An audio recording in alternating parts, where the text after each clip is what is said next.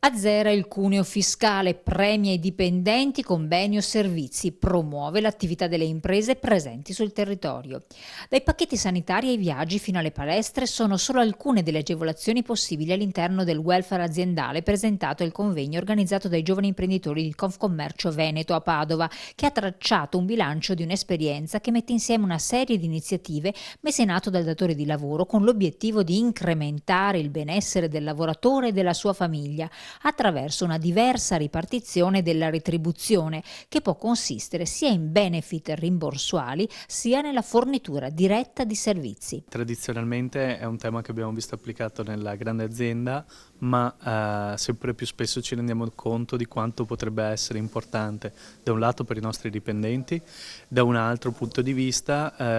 quello che può essere la trasformazione del welfare aziendale in welfare territoriale. La piattaforma Tre Cuori peraltro come Confcommercio ci dà la possibilità di far spendere quanto erogato ai nostri dipendenti in welfare all'interno del nostro territorio, quindi rafforzando la presenza degli esercizi commerciali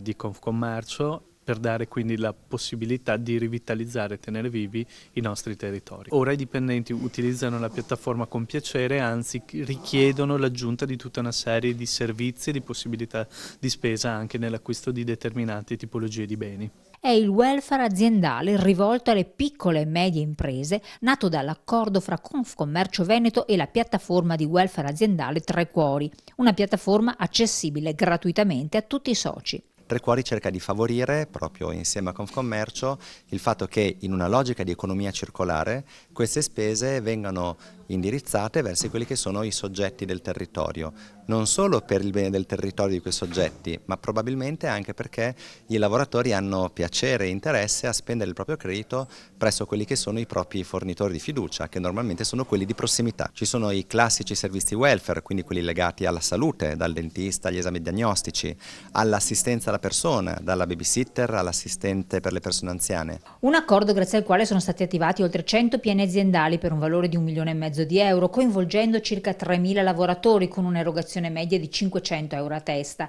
che finora ha portato ad una spesa del 78% del valore totale disponibile. Come idea mi è piaciuta particolarmente da subito, perché si trattava di coinvolgere i dipendenti e dare dei benefici a livello pratico al fine di migliorare la qualità di vita dei nostri dipendenti. Bisognerebbe proprio partire dal concetto di fare rete fra tutti noi, nel senso che tutti abbiamo bisogno degli altri, chi da una parte e chi dall'altra ci si può aiutare a migliorare effettivamente la qualità delle persone, delle aziende e del territorio.